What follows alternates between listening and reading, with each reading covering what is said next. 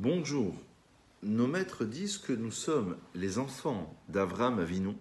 Lorsque quelqu'un se convertit, il y a tout un processus de conversion, mais on appartient en particulier, on dit Ben Avraham Avinu.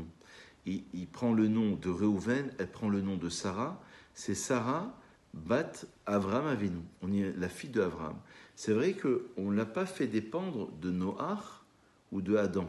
Bien que ce soit des noms qui sont possibles, qu'on peut attribuer à nos enfants, mais j'ai vu certains maîtres qui sont plutôt réticents parce que l'histoire d'Israël commence réellement depuis l'époque d'Avraham Avinu.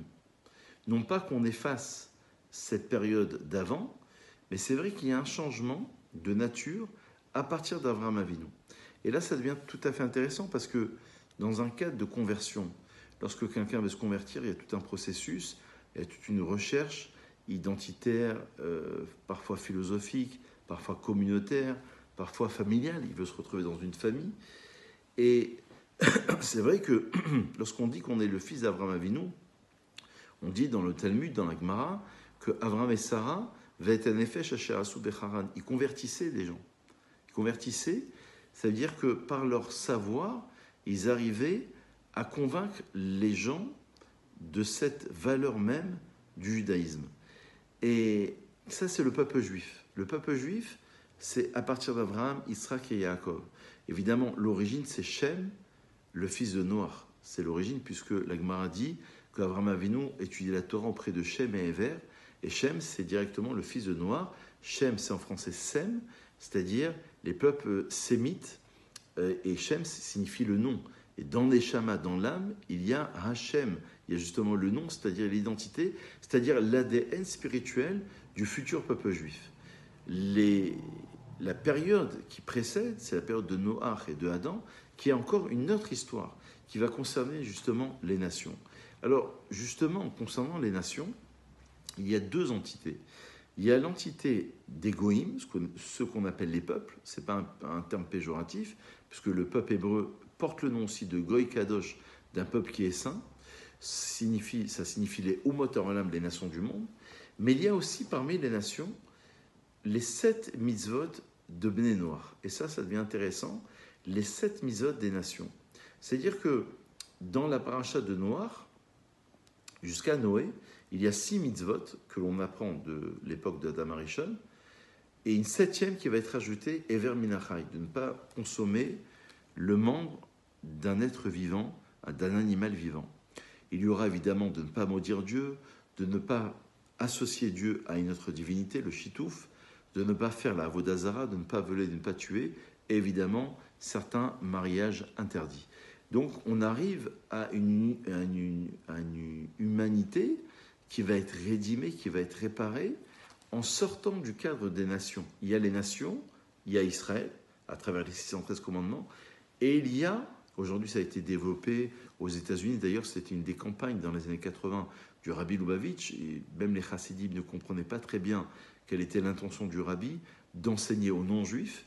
Eh ben, c'est une indication du Rambam. Le Rambam le dit clairement sur les lois concernant les nations, dans Ilchot Melachim, où il explique qu'en vérité, on a un devoir d'enseigner aux nations leurs mitzvot qui les concernent, les mitzvot qu'on vient de citer à l'instant, c'est 7 mitzvot de l'époque de Noé, donc 6 de l'époque de Adam Arishon, une 7e, Ever Minachai qui a été rajoutée à l'époque de Noach, pour justement essayer de convaincre les nations, et si elles le font, dit le Rambam Maïmonide, 12e siècle en Espagne, si elles les appliquent selon la loi de Moïse, comme nous les indiquons, eh ben ces nations ont droit au Olam Haba, au monde futur. Ça fait partie, dit le Rambam, des chassidés ou motarolam, des pieux des nations du monde.